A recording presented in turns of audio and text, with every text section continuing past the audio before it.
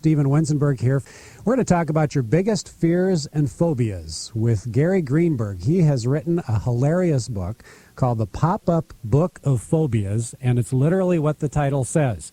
He has taken different fears that you have, like the fear of snakes, the fear of going to the dentist, the fear of heights, and he's turned it into a giant pop-up book, and I think it's for adults. Hi, Gary. Thanks for being with us. Hey, Steve. Thanks for having me. Am I right that this is supposed to be for adults? Yes, it is. It is one of the first pop-up books aimed at an adult audience. Why?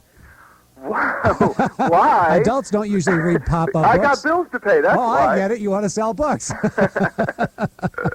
So you're a stand-up comic. Why would you do a pop-up book on fears and phobias? Well, actually, it came. The impetus for the idea came when I was a little kid, like 2 or 3 years old. My parents got me a pop-up book that was designed, I guess, to scare kids. It was sort of a sick idea, but it was like ghosts and goblins and like scary monster pop-up book. And it freaked me out, actually to the point where not only was I scared of opening that book, but I wouldn't open any book for fear that something would jump out. Because when you're like 2 years old, there's certain ideas that you associate with opening a book, and like a giant bat coming at you is not the norm.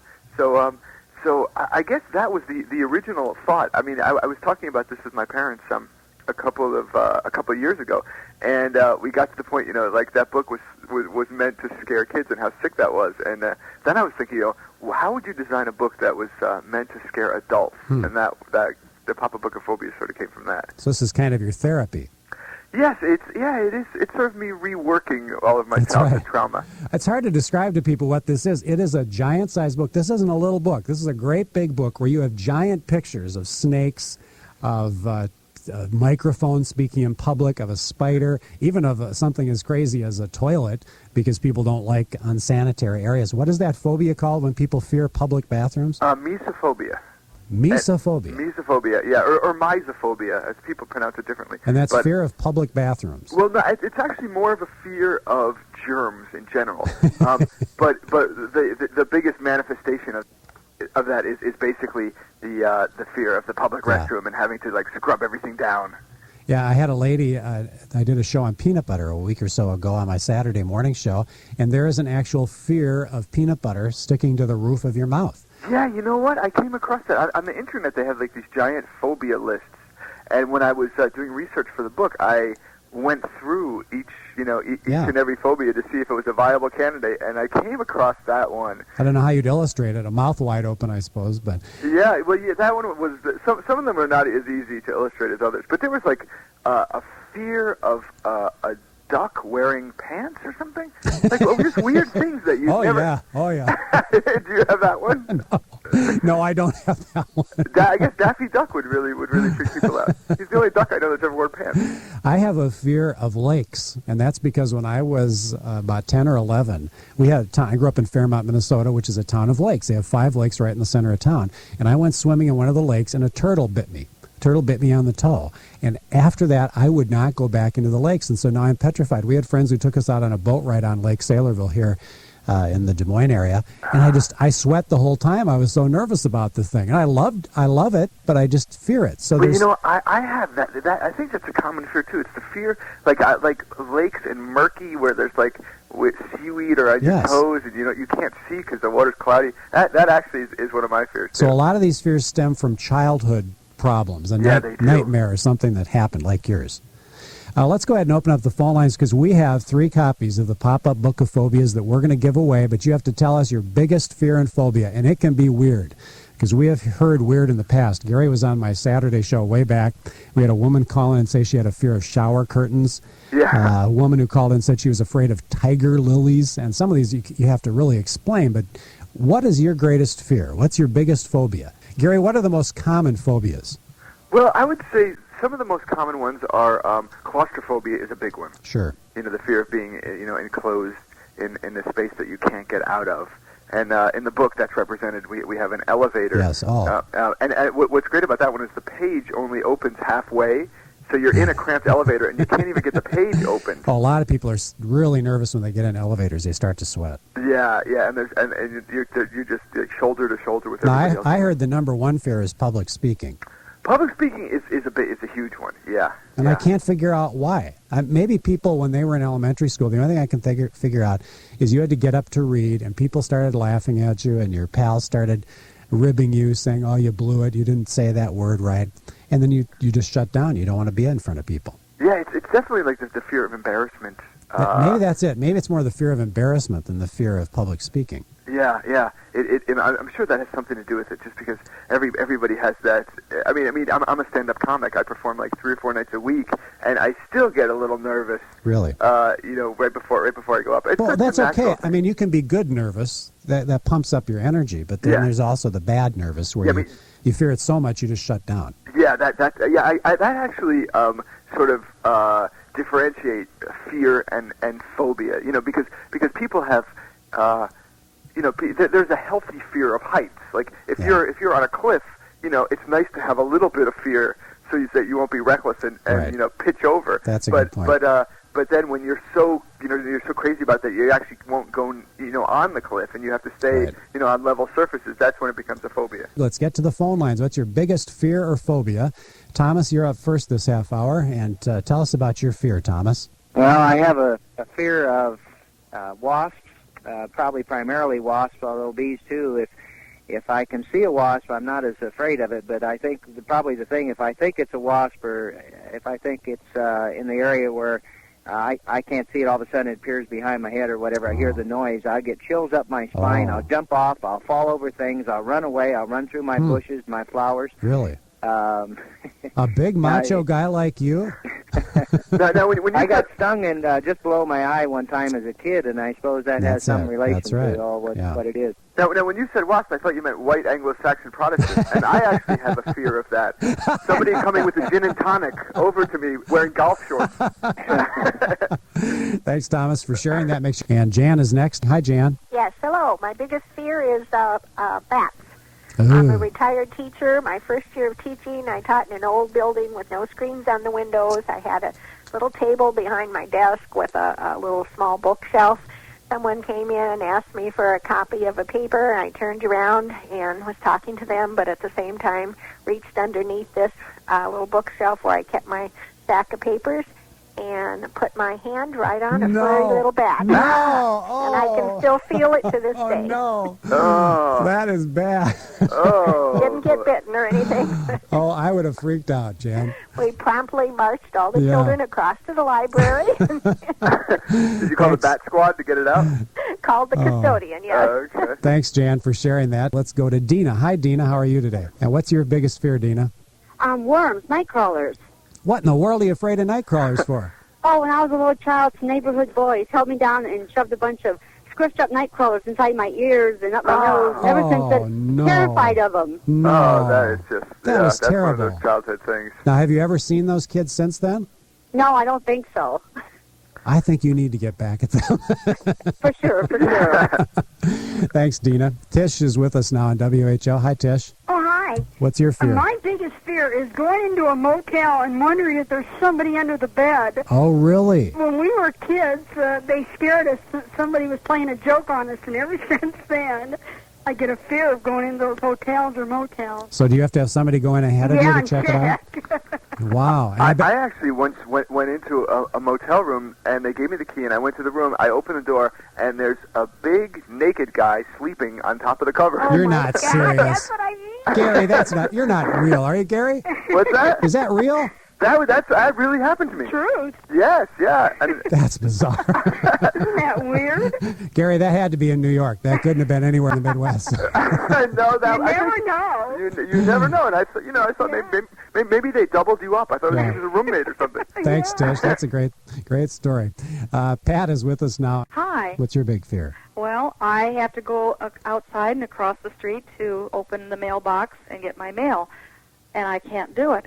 My husband has to always do it, because when I was a kid, I opened up an outdoor, out in the country, mailbox and reached in to get my grandparents' mail, and here was the snake. I pulled right out this small little snake, came right out on top of the bunch of mail, and got on my arm, and from that day on, I cannot I don't have a mailbox on my house anymore. It's across the street. I have this fear. I cannot open a mailbox. Maybe some people might be lucky, though. Yeah, it's a fear. I don't go around walking around opening mailboxes. So, Pat, what it is a fear of snakes, but then the snake was in the mailbox, and now you're afraid of the mailbox. Right. I can hardly open a mailbox without thinking about that. I'm actually afraid of the mailbox, but it's because of the bills. Yeah, right. That's true.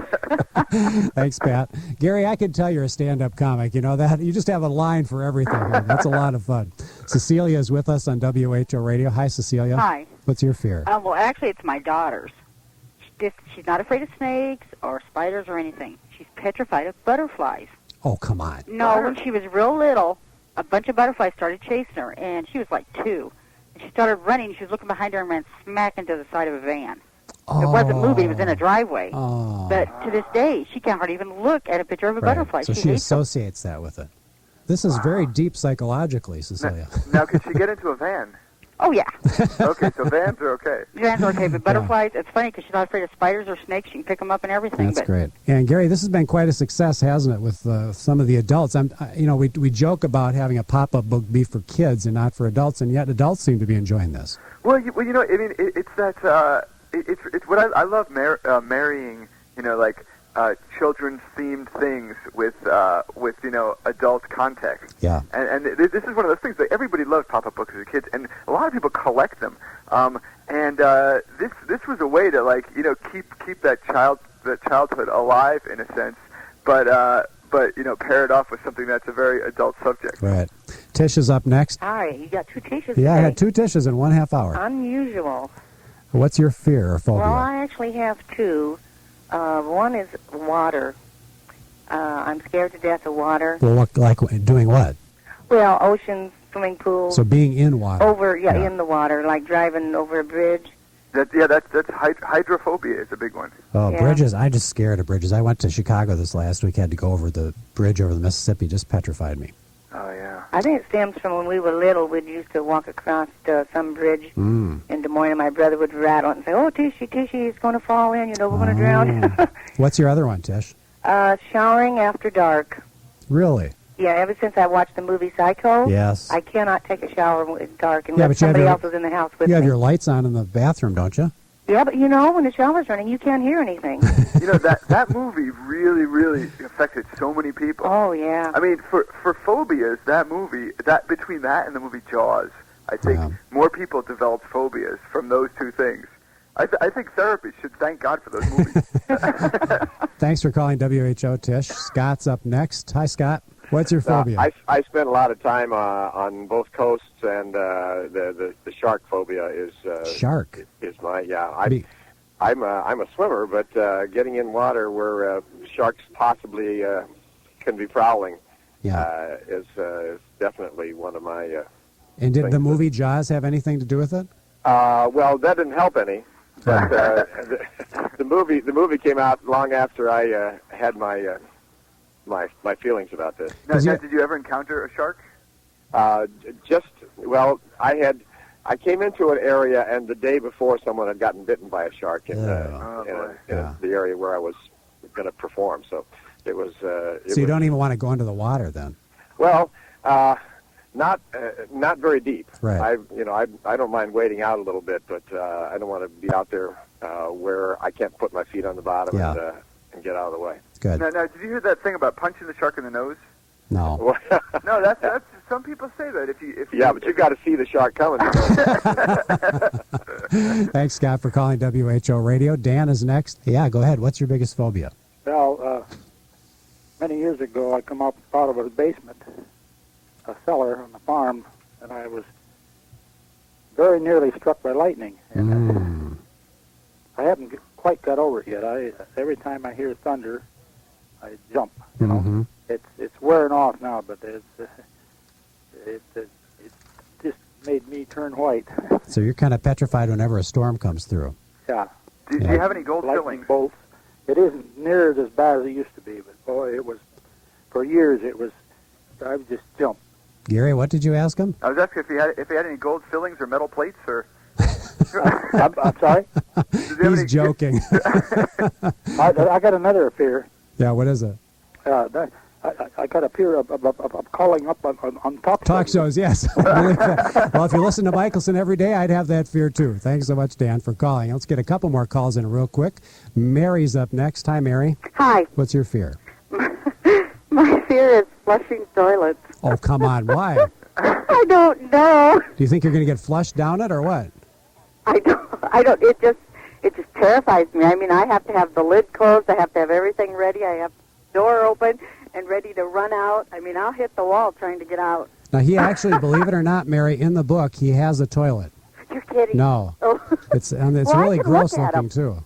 You can look at gross toilets, but you don't want to flush them. I don't want to flush it. Now, do you leave the toilet unflushed in your house? No. Oh, so you still flush, but you just have to flush and run. I have to flush and run. What do you think is going to happen? It's going to overflow and follow you, or what? I'm afraid it's just, I don't know. I guess it's just going to pull me. I don't know. Well, wear a life jacket when you go to the bathroom. Mary, yeah. Mary, I have to give you a book just for that. I'm sorry, that's worth it, just hearing that story. So you hold on, and Dick will get your information, because that's worth one book right there. Andy, what's your phobia? Hi, Andy. Yeah. Can you beat that one? Yeah, there's an old saying, what's worse than biting into an apple and finding a worm is finding half a worm.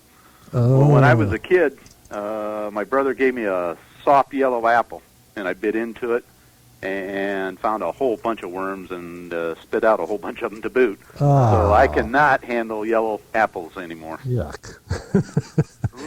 That's a bad picture there, Andy. It was even worse to live it. Yeah.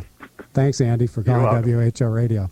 Well, Gary, you've got other phobias in the book. Dentophobia, that's kind of fun, going to the dentist. You've got a beautiful drill sticking right out at the person. And the drill rotates, which is the drill rotates. And also, at the end of the book, you have clowns. Some people are surprised to see that so many people fear clowns. Tell us about that. Well, it's funny. When I first wrote the book, I remember I had a fear of clowns. I actually had a fear of everything associated with children's birthday parties. I feared the cake. I feared the balloons. I feared the clowns. And I didn't realize that so many people had this phobia, but over time, that's one of the ones that people have commented on it. And when People magazine did something about the book, that was the picture they used, the picture of the clowns. And what I thought was funny was the fact that your parents always tell you to keep away from strangers, yet every birthday party they lock you in the basement with a clown. Yeah, that's right.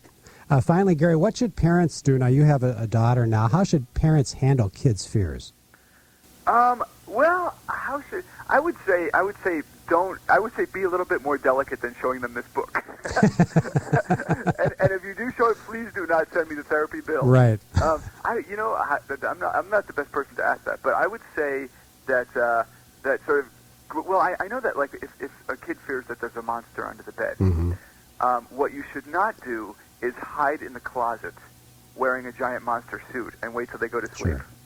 I would say what you should do is walk the kid around the room. This is something that I've been reading about. They say that you should walk the kids around the room and show them all the closets are empty and show them nothing is under the bed. So be more sensitive. Yeah, be more sensitive. Don't try to break them by, overdoing it the other way. Well, they call it exposure therapy, where they sort of desensitize you. Right.